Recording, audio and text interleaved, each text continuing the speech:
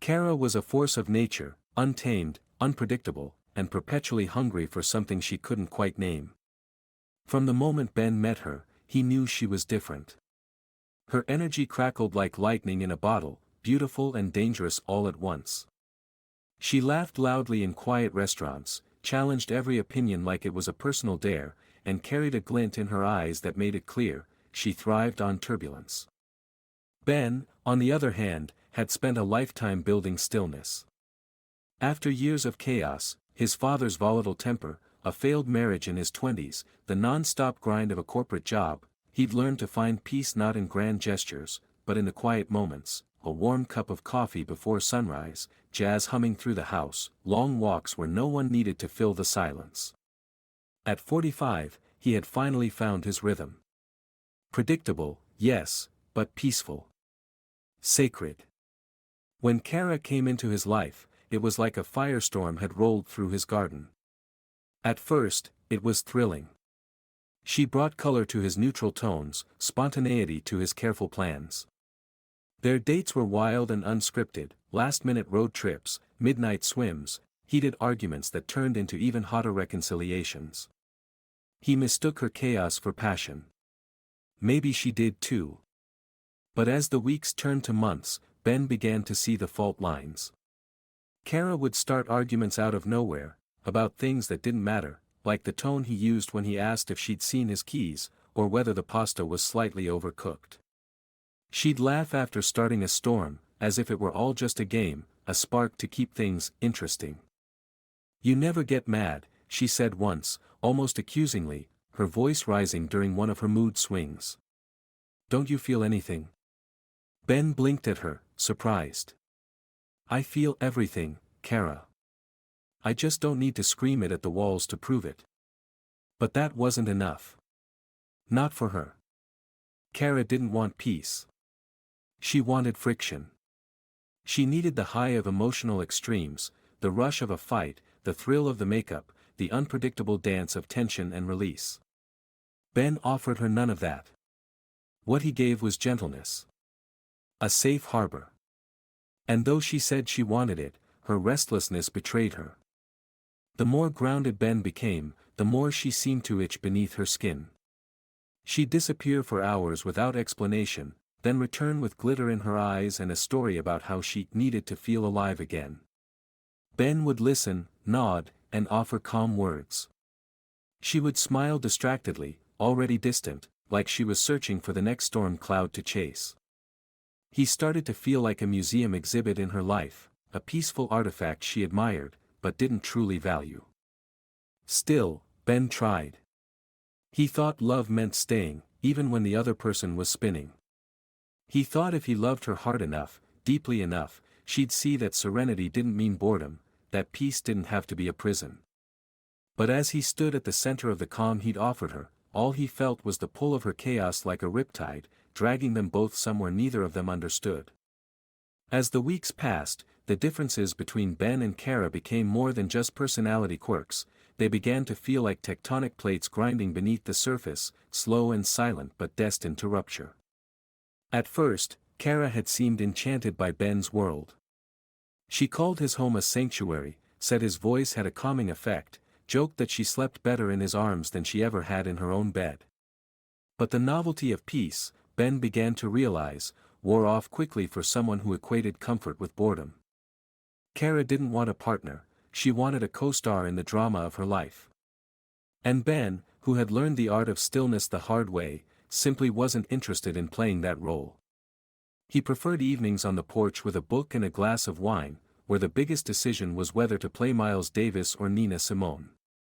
Kara, on the other hand, wanted last-minute tickets to underground concerts, rooftop parties with people she barely knew, and heated conversations with strangers just to feel the spark. Their conversations began to change.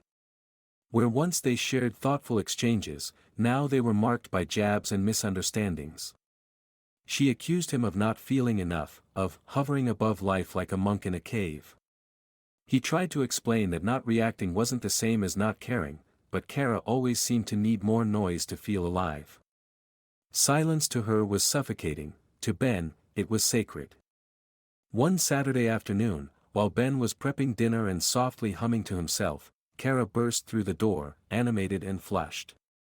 She'd spent the day with her friends at a pop-up art exhibit, and everything about her buzzed with unfiltered energy. She launched into a story about a performance artist who screamed at the audience for 20 minutes straight while tearing fabric from mannequins. Ben smiled politely and nodded, but when she finished, she noticed the absence of the reaction she'd hoped for. "That's it?" she asked, her brow furrowed. "You just smile and nod. Doesn't that strike you as wild? Provocative?" Ben wiped his hands on a towel, choosing his words carefully. "It sounds intense, for sure. Just not really my kind of expression, I guess." Kara rolled her eyes, frustrated.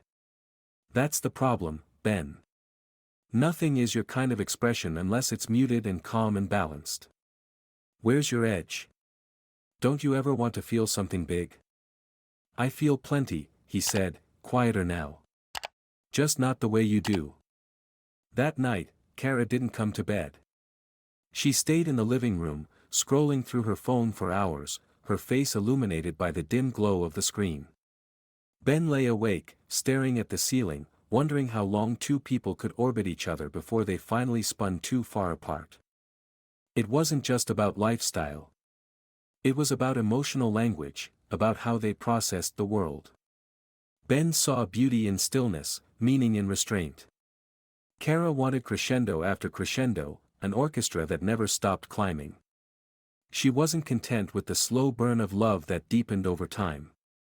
She wanted fireworks, daily. Explosions. Shock and awe.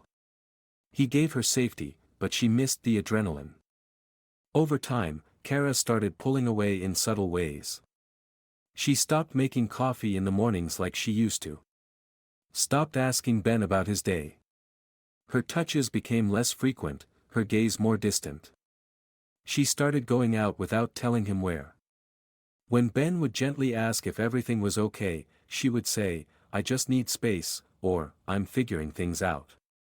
What she never said was that she'd already started imagining a different life, one where her days weren't measured in moments of peace, but in bursts of intensity. Ben didn't blame her for being different. He knew not everyone found comfort in the same things. But he had hoped, perhaps foolishly, that she would come to see that chaos wasn't the only path to feeling alive. That there was strength in stillness, clarity in calm. He'd given her a kind of love that didn't clamor for attention. It was a quiet, steady thing, like a lighthouse in a storm. But maybe she needed to be the storm, not guided through it. In one of their last real conversations, Kara said something that stayed with him. "You're the kind of man women know they should want, but not the kind they actually want. Not until it's too late." Ben didn't answer right away. He simply looked at her, his eyes steady and sad. "Then maybe I'm not the man for you, Kara."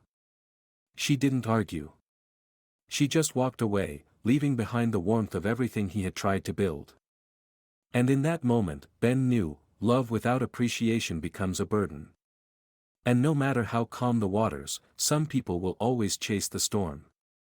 Ben had always believed that love was about endurance, about staying when things got hard, about being a lighthouse in the storm, about showing up even when you didn't feel seen. But slowly, painfully, he began to realize that there's a difference between enduring love and enduring harm. It wasn't that Kara was cruel. She wasn't. She never screamed, never hit below the belt with her words. But her absence, even when she was physically present, had become its own form of cruelty. It was the look in her eyes that used to sparkle when she saw him, now dulled and distracted. It was the half-hearted responses to his attempts at connection. It was the way she always seemed like she was on her way somewhere else, even when she was sitting right beside him. Ben had grown tired of reaching for a hand that was no longer reaching back. The final straw didn't come with a bang, but with a quiet moment of clarity. One evening, Kara came home late again. Her makeup was smudged, her perfume smelled like a night that hadn't included him, and her eyes didn't even bother to look surprised when she saw Ben waiting up. "I lost track of time," she said flatly, dropping her purse onto the hallway bench. Ben nodded, his expression unreadable. "You've been doing that a lot lately." Kara exhaled in frustration, brushing past him. "I'm not cheating on you, if that's what you're trying to say." "I didn't say you were," Ben replied calmly. "But that's not really the point anymore, is it?" She paused, her back still to him, her shoulders tense. "Then what is the point, Ben?" And in that moment, he realized she genuinely didn't know. She couldn't see how the erosion of small things, missed dinners, avoided conversations, the way her laughter never reached him anymore, had worn him down. She didn't see the toll her restlessness had taken. She didn't recognize how much energy he had poured into trying to be her calm, only to find himself emptied. Ben didn't answer right away. He simply walked past her, into the living room, and sat in the armchair by the window. Outside, the streetlights hummed quietly, casting soft shadows across the hardwood floors. The room was silent except for the distant hum of traffic and the soft tick of the wall clock. Kara followed him a moment later, standing in the doorway.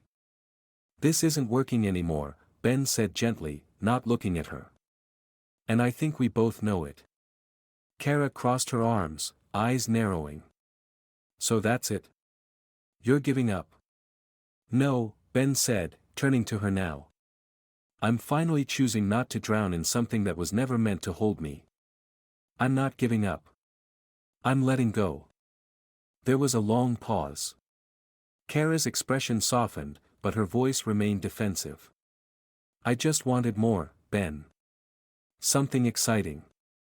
Something real." "I was real," he said, quieter now. "My love was real. The way I showed up for you, the way I made space for your storms, that was real.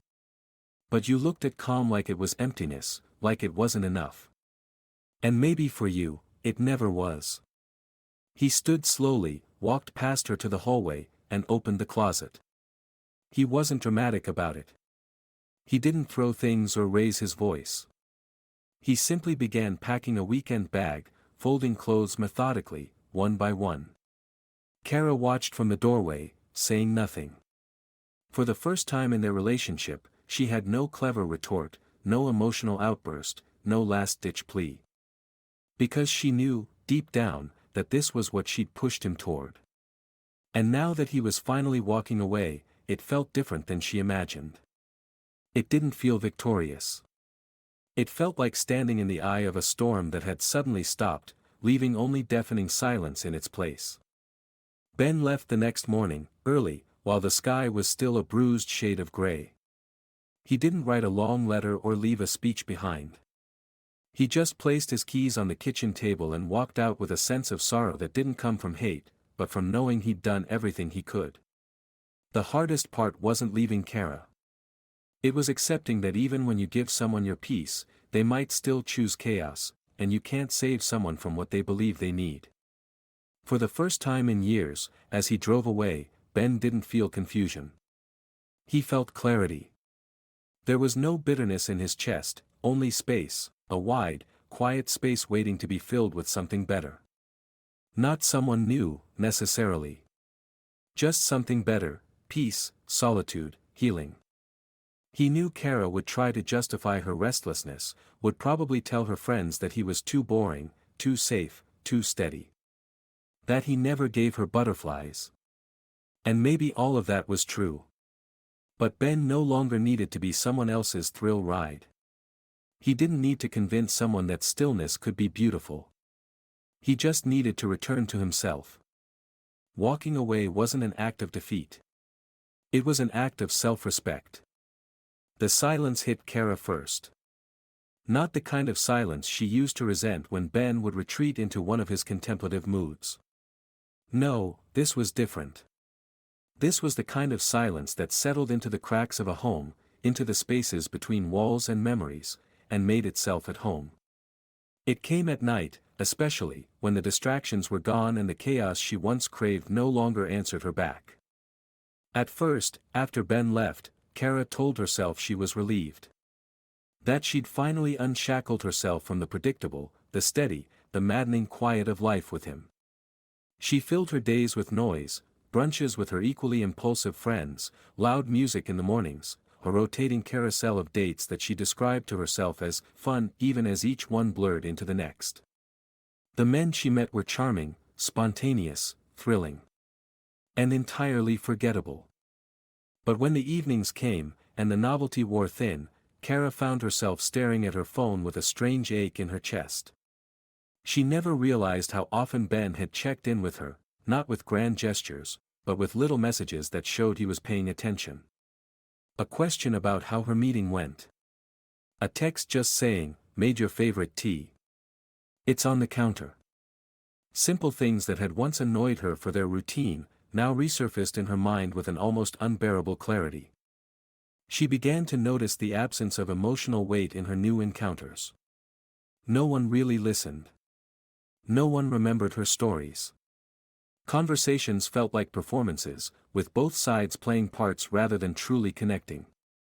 It struck her one night, during a dinner with a man who talked more to the waiter than to her, that no one had asked her how she was, really was, since Ben. And it wasn't just about being missed. It was about being known. She started revisiting memories of their time together, not the conflicts, but the quiet moments she had once overlooked. Sunday mornings with jazz playing while Ben made pancakes from scratch. The way he would instinctively know when to pull her close during a bad day, without needing an explanation. The way his presence made their shared space feel like home, even on the most ordinary of days.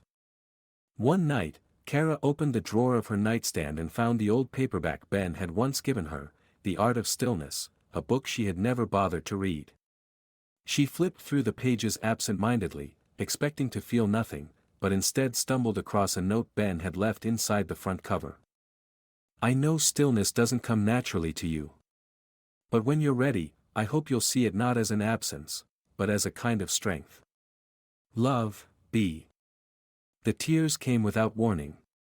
She realized then what she had never wanted to admit. Ben wasn't boring.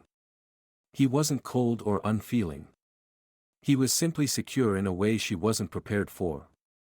He had been an anchor in her ever-swaying world, and instead of appreciating the way he grounded her, she resented him for not joining her in the storm. That night, Kara walked through the apartment and saw it differently. The silence wasn't peaceful, it was hollow. The couch where they used to curl up now felt too large. The kitchen, where Ben had spent so much time cooking thoughtful meals, now seemed sterile. Even the framed photo on the bookshelf, one she hadn't had the heart to take down, felt like a cruel reminder of what she had so flippantly discarded. She reached for her phone. Her fingers hovered over his contact for several seconds. Her pride warred with her longing. She didn't even know what she would say if he picked up. "I miss you. I made a mistake." None of it felt like enough. But the weight in her chest pushed her forward, and finally, she sent a message. "Hi. I know it's been a while. I've been thinking about you. A lot." She waited. The hours passed. Nothing came. A few days later, she tried again. This time, she typed more. She told him that she finally understood what he'd been trying to give her, that she hadn't seen the gift for what it was. She apologized for how blind she'd been, for mistaking calm for indifference, and chaos for love. She poured more honesty into that message than she had offered him in months of their relationship. But again, no reply.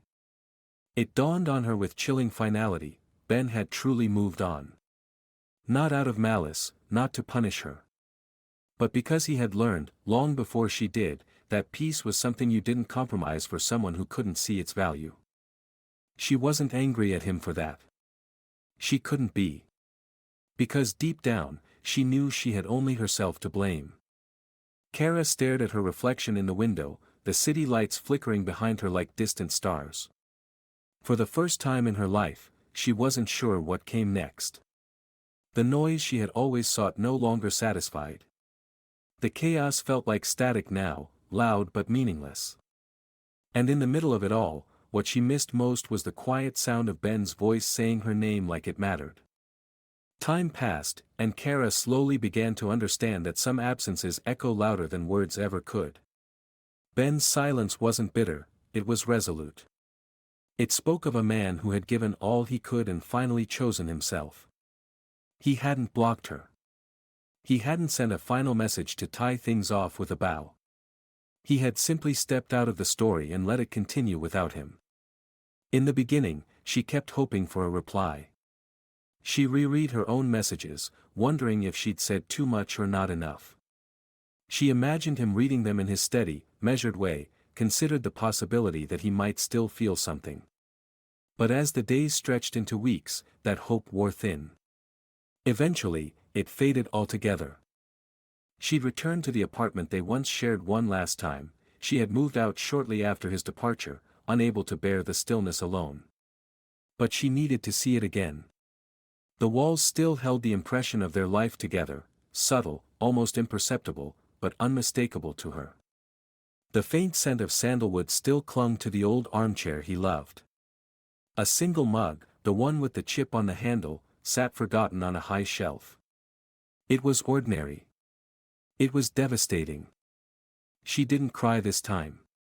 She just stood in the doorway for a while, absorbing the finality of it all. This wasn't a chapter she could rewrite, and it wasn't a man she could win back with apologies or new promises. What she'd lost was not just Ben, but the version of herself she could have become had she chosen differently. Had she slowed down? Had she valued the man who had offered her not fireworks, but a flame steady enough to last? Ben, meanwhile, was doing what he had always done, quietly rebuilding, one peaceful moment at a time. His mornings were still slow and gentle. He brewed his coffee the way he liked, now without the sound of Kara's laughter in the background. He still played jazz in the evenings, but the music no longer carried the undertone of waiting for someone to come home late. He had learned that solitude, when chosen, can be far more fulfilling than companionship wrapped in chaos. He didn't check his phone for messages anymore. At some point, he had removed the notifications entirely. Not as an act of cruelty, but of healing. He bore Kara no ill will. In fact, a part of him hoped she would find what she was looking for, whatever it was that he could never give her. But he also knew that going back, reopening that door, meant betraying the quiet life he had worked so hard to protect. Some people teach us how to love. Others teach us how we deserve to be loved. Kara had been both. In time, she stopped writing to him. She stopped imagining reunions in coffee shops or surprise visits that might melt the distance between them. Instead, she carried the weight of the lesson forward. In her quieter moments, she would find herself drawn to the kinds of things Ben used to love, the simplicity of a walk at dusk, the comfort of soft-spoken conversation, the strength in silence. And with every small act, she came closer to understanding who he had been all along. She would never forget him. But she would not follow him either. Ben had left to save his peace. And she, finally, had learned to respect the silence he left behind.